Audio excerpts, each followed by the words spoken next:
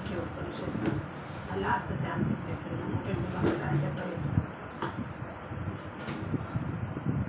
रुजुवक्रादिकाभासम् अलातस्पन्दितं यथा ग्रहणग्राहकाभासं विज्ञानस्पन्दितं तदा అలాపము భ్రమించుచున్నప్పుడు తిన్ననైన వంకరైన అనేక ఆకారములు కలుగుచున్నట్లుగానే ఆత్మలో స్పందనము కలిగినప్పుడు జ్ఞాత జ్ఞేయము ఇత్యాది వేదములు ఉత్పన్నమై అభివ్యక్తమవుతున్నవి. అంటే ఆ కాలంలో ఆయన కాలంలో వంట చేసుకోవడం, కట్టెల మీద వంట చేసుకోవడం అది ఉండింది. కాబట్టి ఆయన కొరివి కట్టెను ఉపమానంగా చెప్పినాడు. ఇప్పుడు కొరివి కట్టె అంటే ఎవరికి ఏం తెలియదు. కాబట్టి ఏదో ఊదుబత్తి ఏం చెప్దాము. ఊదుబత్తిని వెలిగిస్తాం కదా, వెలిగించిన తర్వాత ఆ ఊదుబత్తిని ఎట్లా రౌండ్గా తిప్పితే ముండ్రని ఆకారం కలుగుతుంటుంది. చక్కగా ఇట్లా ఇట్లా తిప్పితే ఇట్లా అడ్డగీత పడుతుంది, నిలువుగీత పడుతుంది. ఈ ఆకారం అట్లా ఎట్లా వస్తుంది? ఆ ఊదుబత్తిలోంచి ఆకారాలు ఉన్నాయా? నిజంగా ఊదుబత్తిలో ఆకారాలు ఉన్నాయా అంటే ఏ ఆకారాలు లేవు.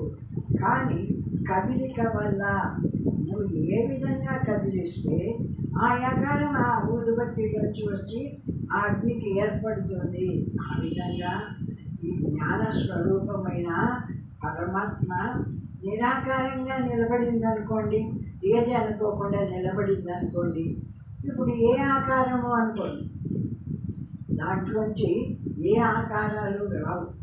కానీ ఈ జ్ఞానము వాడిట్లా ఇదెట్లా అదెట్లా అని ఈ ప్రపంచ విషయాన్నంతా అనుకుంటూ ఉంది. అంటే అది ఏ విషయం అంటుందో ఆ విషయ రూపాన్ని ఈ మనస్సు పొందుతుంది. ఆ మనస్సు పొంది ఆ మనస్సు మనకు కనిపిస్తుంది. ఆ చలించేటువంటి ఆ కదిలేటువంటి మనస్సు కనిపిస్తుంది.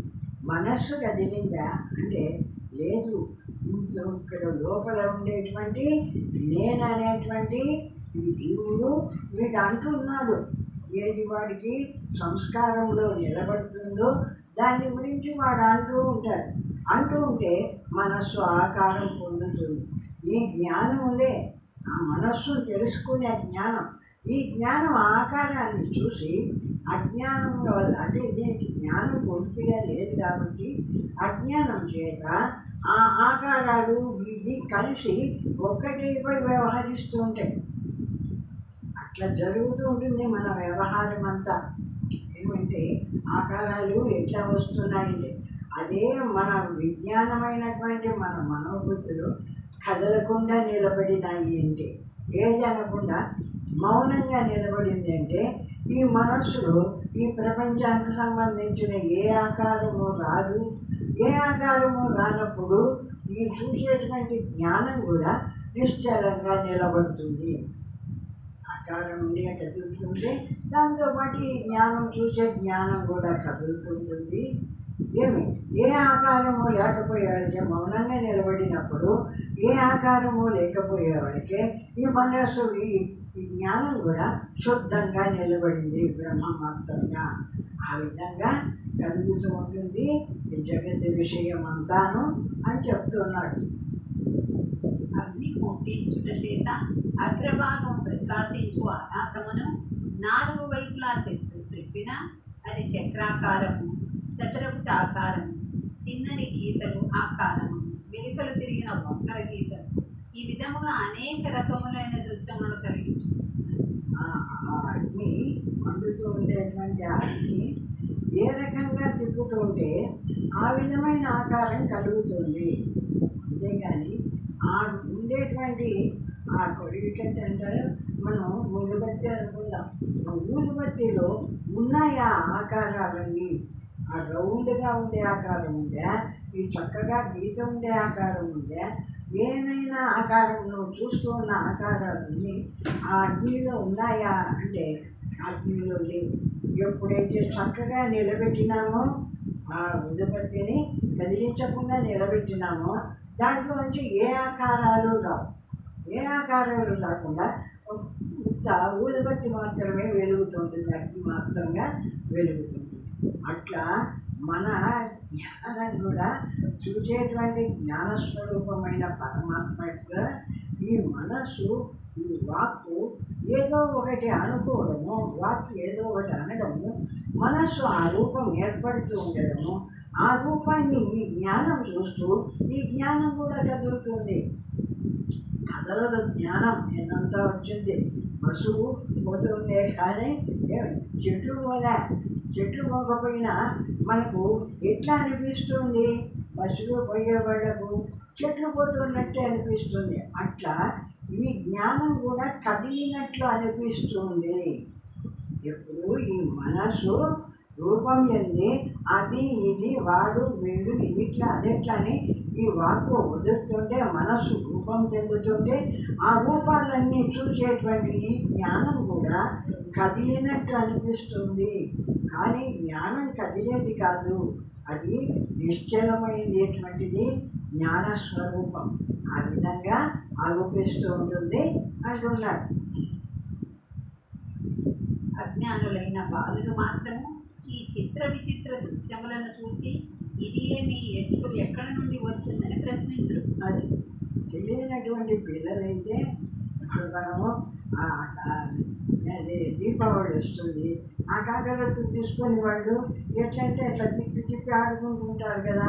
రకరకాల రూపాలు వస్తున్నాయని దాంట్లోంచి చూసి అది ఏమిటిది అంటే దాంట్లోంచే వస్తున్నాయని వాళ్ళ ఉద్దేశం. ఏమి చిన్నపిల్లలకు జ్ఞానం లేదు కాబట్టి ఇది కదిలిందాన వస్తున్నాయి, కానీ లేకుంటే దాంట్లో ఏ రూపాలు లేవు అన్నటువంటి జ్ఞానం పిల్లలకు లేదు కాబట్టి వాళ్ళు కదిలించి చూసుకొని ఆ రూపాలను చూసి ఆనందిస్తూ ఉంటారు చిన్నపిల్లలైనటువంటి వాళ్ళు. మా అనాథము లేకున్నా ఈ దృశ్యములే లేవనియు ఈ చిత్ర విచిత్ర దృశ్యములోని ప్రతి చిన్న అంశమునకు ఆ అనాథం యొక్క ప్రకాశితమైన అగ్రభాగమే మూల కారణమని మనకందరకు బాగుగా తెలుసు. ఆ అలాతమే లేకపోతే, ఆ ఊదుబత్తినే లేకపోతే ఏమి పోనీ ఊదుబత్తి ఉంది, దానికి మొదట అంటించిన అగ్ని లేకపోతే ఈ రూపాలన్నీ ఏర్పడవు కదా.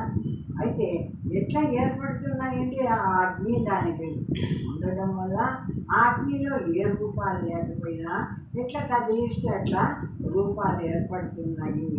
కానీ నిజంగా అగ్నికి రూపాలు ఉన్నాయా, ఊదుబత్తికి రూపాలు ఉన్నాయా అంటే దేనికి రూపాలు లేవు, ఉన్నట్టు భావిస్తున్నాము. ఆ కదిలిన రూపాలు వాస్తవమైనటివే, దాంట్లోంచి వచ్చినాయా రూపాలు, రాలేదు. రాకపోయినా వచ్చినట్టే భావిస్తూ ఉంటారు చిన్నపిల్లలు అయినటువంటి వాళ్ళు. కదిలించి చూసుకొని దాంట్లోంచి రూపాలు వచ్చినట్టే భావిస్తూ ఉంటారు అజ్ఞానులైనటువంటి చిన్నపిల్లలంతా కూడాను అంటారు.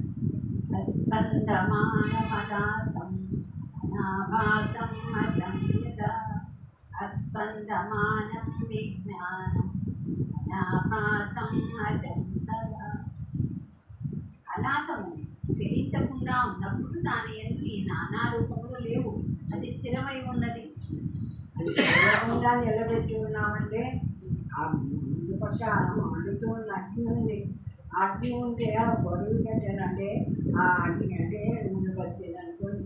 ఆ ఊదుబత్తిని కదలకుండా నిలిపినామంటే దాంట్లోంచి రూపాలు వచ్చినాయా, ఏ రూపాలు రాలేదు.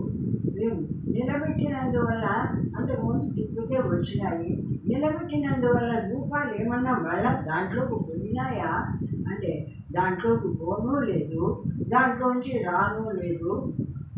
వచ్చినట్టు పోయినట్టు అంతా కూడా మనము భావిస్తూ ఉన్నాము, అనుకుంటూ ఉన్నాము. అంతేగాని వాస్తవంగా ఆ జ్ఞానస్వరూపమైన పరమాత్మ ఆ విధంగానే నిరాకారమైనటువంటి పరమాత్మ నుండి ఏ రూపాలు రావడం లేదు. చెప్తాడు దాని విషయం అంతా అలా వస్తుంది. అట్లే ఆ చైతన్యము తన భావనలలో చెలించకుండా ఉన్న అందెత్తి దృశ్యములు లేవు, అది స్థిరమై అవికారమై ఉంటున్నది. మనలో ఉండేటువంటి చైతన్య స్వరూపమైన మన జ్ఞానం కూడా ఎంత కదిలించకుండా ఉంటే, అంటే ఇప్పుడు మనం ధ్యానం చేస్తాం. ధ్యానం చేసినప్పుడు ఏం ధ్యానం చేస్తున్నాము? వాళ్ళ విషయం, వీళ్ళ విషయం, ఆ విషయం, ఈ విషయం అనుకోవడమా మనం ధ్యానం చేసేది? ఏది అనుకోకుండా మొత్తం అన్నీ వదిలేసి కదలకుండా నిలబడుతున్నాం. ఆ కదలకుండా ఎప్పుడు నిలబడినామో ఏ ప్రపంచ రూపము అక్కడ ఏర్పడలేదు కాబట్టి శుద్ధ జ్ఞానం అక్కడే ప్రకాశిస్తుంది ఆ పరమాత్మ స్వరూపంగా. అది మనం చేసేటువంటి బ్రహ్మానుభవం ధ్యానం. అట్లే ఆ చైతన్యము మనోమండలములో అల్లాడుతున్నప్పుడు నానా రూపము ప్రపంచము అవుతున్నది. ఆ చైతన్యము మనస్సు దగ్గరికి వచ్చి ఈ మనస్సు వాటిని గురించి, దీని గురించి, దాని గురించి అన్ని ఊహిస్తూ ఉండే ఈ మనస్సు ఏదైతే అనుకుంటుందో ఆయా రూపమల్లా పొందుతుంది. ఆ మనస్సు ఆకారాన్ని పొందుతుంది. ఆ ఆకారాన్ని చూస్తూ ఉన్న ఈ జ్ఞానం ఉందే, దీనికి సాక్షిగా ఉండే జ్ఞానం, అది కూడా ఆకారం ఎట్లా పొందుతూ వస్తుందో దాని చుట్టూ ఇది తిరుగుతున్నట్టు అనిపిస్తుంది. మన జ్ఞానం కూడా ఆ ఆకారాలు ఎట్లా బయటికి వచ్చి కనిపిస్తున్నాయో ఆ విధంగానే మన జ్ఞానం కూడా తిరుగుతూ ఉన్నట్టు అనిపిస్తుంది. జ్ఞానం ఎప్పుడు తిరిగేది కాదు, అది అచలం, ఎప్పటికీ ఒక్కటిగా ఉండేటువంటిది జ్ఞానస్వరూపము. కాబట్టి అది కదిలేది కాదు. ఇట్లా మనం బస్సులో మనం పోతూ ఉంటే మన బస్సు కదులుతూ ఉంది కానీ చెట్లు జామాలు కదలలేదు కదా. అట్లయినా కూడా మనకి ఎట్లా అనిపిస్తుంది? చెట్లు కదులుతున్నట్టు అనిపిస్తున్నట్టు ఇక్కడ కూడా ఈ బుద్ధి, మనోబుద్ధులు ఆ రూపాలు చెందుతూ వాడిని గురించి, వీడిని గురించి, వాడిని గురించి అనుకుంటూ ఉన్నందువల్ల ఆ రూపాలు ఎప్పుడు మనస్సు, బుద్ధులు చెందుతున్నాయో ఆ రూపాన్ని చూసేటువంటి ఈ జ్ఞానం కూడా కదులుతూ ఉన్నట్టు అనిపించింది. ఇది చూసేటువంటి జ్ఞానం. ఈ జ్ఞానానికి ఏం సంబంధం లే. ఈ కదిలింది ఈ మనోబుద్ధులే. మనోబుద్ధులు అయినా కూడా మనోబుద్ధులు కదిలినాయి, నేను కదలలేను అన్నటువంటి విజ్ఞానం దీనికి లేదు కాబట్టి అవే తానే అదే అయిపోయి కలిసిపోయింది కాబట్టి తనే కదులుతున్నట్టు అనిపిస్తుంది. ఆ విధంగా ఆ అజ్ఞానం చేత తెలియని పిల్లలు అనుకుంటారు కదా, చిన్నపిల్లలు పట్టేళ్ళు ఇట్లా తిప్పి అట్లా తిప్పి దాంట్లోంచి వస్తున్నాయి అనుకుంటారు. దాంట్లోంచి ఎప్పుడు రాలేదు, అది ఒక్కటిగానే ఉంది. మనస్సు నిశ్చలమైన ఎడల ఆ అతీత స్థితి యందు ఆత్మ తన యందు తననే చూచుకొనుట చేత ఆత్మ ఒక్కటే ఉన్నదని తెలుసుకొనుచున్నాడు. ఆ మనస్సు ఎప్పుడైతే విషయ రూపాన్ని పొందకుండా మనం ధ్యానం చేసినప్పుడు ఏం చేస్తున్నాం? వాడి విషయం, వీడి విషయం, వాడి విషయం అనుకోకుండా, ఏ విషయమో అనుకోకుండా నిలబడుతున్నాం. ఏ విషయము అనుకోకుండా మన మనస్సు ఎప్పుడైతే నిలిచిందో ఈ మనస్సులో ఏ ఆకారము పొందలేదు కాబట్టి ఈ మనస్సును చూస్తున్న ఈ జ్ఞానం కూడా నిశ్చలంగా ఉన్నట్టు అనిపిస్తుంది. అది జ్ఞానము అప్పుడు నిశ్చలం చెలించలే, కానీ దాని చలనతో దీనికి ఉన్నట్టు ఆ రెండు కలిసిపోయేవాడికి చూడబడే మనస్సు, రూపం చెందుతూ ఉండేటువంటి మనస్సు, దాన్ని చూస్తూ ఉండే జ్ఞానము రెండు కలిసిపోయేటప్పటికీ ఇది కూడా కదులుతూ ఉన్నట్టు అనిపించింది. ఈ జ్ఞానం కూడా కదులుతూ ఉన్నట్టు అనిపించింది. వాస్తవంగా జ్ఞానం ఎప్పుడూ కదలదు. ఈ మనస్సు ఆ విషయాలు, ఈ విషయాలు, వాని గురించి, వీని గురించి అనుకోవడం వల్ల ఈ మనస్సు కదులుతుంది. అంతేగాని దాన్ని చూసేటువంటి జ్ఞానం ఎప్పుడు కదలలేదు. అలా తము స్థిరముగా ఉన్న ఆ చిత్రములన్నీ దానిలో అంతర్హితమైపోతున్నది. అది నిప్పు అంటించిన ఉలబత్తి కదిలించకుండా పెట్టేసినామంటే, అది కదలకుండా నిలబడిందంటే దాంట్లోంచి ఏ ఆకారాలు రాలేదు. ఆకారాలు ఏమి రాకపోయేవాడికే నిప్పు ఒక్కటే కాలుతూ ఉన్నట్టు అనిపిస్తుంది. ఆ కొనన, ఆ ఊదుబత్తికి కొనన నిప్పు ఒకటి కనిపిస్తుంది కానీ దాంట్లోంచి ఏ ఆకారాలు రాలేదు. ఎందుకు రాలేదు? కదలలేదు కాబట్టి. దాన్ని ఇట్లా ఇట్లా తిప్పినామో ఏ విధంగా తిప్పితే ఆకారాలు వస్తున్నాయి, కానీ ఏది తిప్పకుండా ఊరికే ఇట్లా పెట్టినామంటే ఊదుబత్తిని కాల్చి దాంట్లోంచి ఏ ఆకారాలు రాలేదు కదా. ఆకారాలు వచ్చినప్పుడు చూసిన జ్ఞానం వేరేదైనా, ఇప్పుడు మళ్ళా చెప్తున్న అదే విషయమే, చూసిన జ్ఞానం వేరేదైనా, అది కదలనిదైనా, దీని కదలికతో దానికి కదలిక వచ్చినట్టు అనిపిస్తుంది. వాస్తవంగా జ్ఞానస్వరూపమైన పరమాత్మ అది కదిలేది కాదు, ఎప్పటికీ ఒక్కటిగా ఉంటుంది.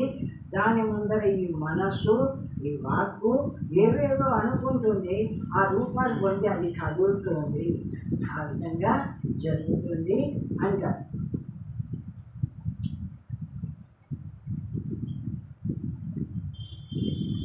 అనాతే స్పందమానే ఆకాశ అన్యతో భువః నతతోన్యత్ర నిస్పందాన్ అనాథం ప్రవిశంతి తే. అలాతము స్పందించుచున్నప్పుడు కనబడు చిత్రములన్నీయు మరి ఒక ప్రదేశం నుండి వచ్చినవి కావు, మరియు అలాతము నిష్పందమైనప్పుడు ఆ చిత్రములు మరి ఒక స్థలములకు పోవుటయు లేదు. మళ్ళీ ఎక్కడికైనా పోయినాయా అంటే దాన్ని తిప్పినప్పుడు ఆకారాలు వచ్చినాయి కదా, ఆ తిప్పకుండా నిలబెట్టినాము అనుకో, నిలబెట్టినప్పుడు ఇంతకుముందు దాంట్లోంచి వచ్చిన ఆకారాలు ఇంకెక్కడికైనా పోయినాయా, లేక దాంట్లోకి పోయి అంటే ఏది లేదు. అదంతా కూడా మన నేత్రం, అది కూడా రాష్ట్రాలు లేదు, నేత్రం తిరుగుతుందట. ఇప్పుడు మనం చూపు ఉందే, మన చూపు ఈ అగ్ని ఎట్లా తిరుగుతుందో అట్లా ఆ చూపు తిరగడంతో మన చూపులో ఏర్పడుతుందట ఆ రౌండ్ ఆకారం. ఈ అగ్ని ఇట్లా ఇట్లా అని అంటుంటే ఆ పైకి కిందికి మన చూపు తిరగడం వల్ల చక్కగా గీత కనిపిస్తుంది. అది మన చూపులో కూడా ఉంది అని రాస్తాడు వాళ్ళ దాంట్లో కానీ ఆ విధంగా ఈ అజ్ఞానం చేత ఏమై అక్కడ దాంట్లో నుంచి ఏ ఆకారాలు రాలే, కానీ వచ్చినట్టు భావించినాడు. ఇప్పుడు నిలబెట్టినాడు కదలకుండా, నిలబెట్టినప్పుడు దాంట్లోకి పోయినాయి అనుకుంటున్నాడు. దాంట్లోకి పోను లేదు, దాంట్లోంచి రాను లేదు. అది కదిలిందని కనిపించింది, కదలకుండా ఉంటే ఏమీ కనిపించలేదు. అట్లా ఉంది ఆ అలాతం యొక్క పరిస్థితి. ప్రథమ ప్రకాశమాన అలాత అగ్రమునందే ప్రవేశించుటయు లేదు. ఉన్నది పోనీ ఆ అలాతం యొక్క అగ్రమందు అంటే ఉలువత్తి యొక్క చివర కాలుతూ ఉంది కదా, ఆ కాలుతూ ఉన్న దాంట్లోకి వచ్చి చేరినాయా.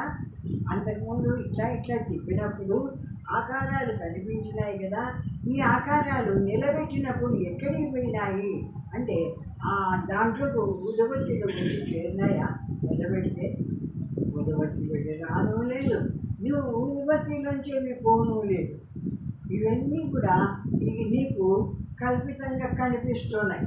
ఇప్పుడు మన పరిస్థితి దేనికి చెప్తున్నాడంటే మన ముందర ఉండేటువంటి మనోబుద్ధుల యొక్క కదిలిక అంతా కూడా జ్ఞానస్వరూపమైన నేను కదులుతున్నాను అనుకుంటున్నాడు. ఇది అజ్ఞానం చేత, వాస్తవం కాదు. అది కదులుతుంది. మనస్సు ఏ ఏ ఆకారాన్ని అనుకుంటుందో, ఏ ఏ విషయాన్ని అనుకుంటుందో ఆ ఆకారాన్ని అది పొందుతుంది కదిలి. నేనెవరు, నేను దాన్ని చూసేటువంటి జ్ఞానస్వరూపంగా ఉన్న నేను కదలడం లేదు. నేను మాత్రము జ్ఞానమాత్రంగా అట్లే ఉన్నాను. కానీ నాకు దాని యొక్క సంపర్కం వల్ల అది కదులుతుంటే దాని దగ్గరికి పోయి దాంతో కలిసిపోయి చూస్తున్నాను కాబట్టి నేను కూడా కదిలినట్టు అనిపిస్తుంది అని చెప్తున్నాను.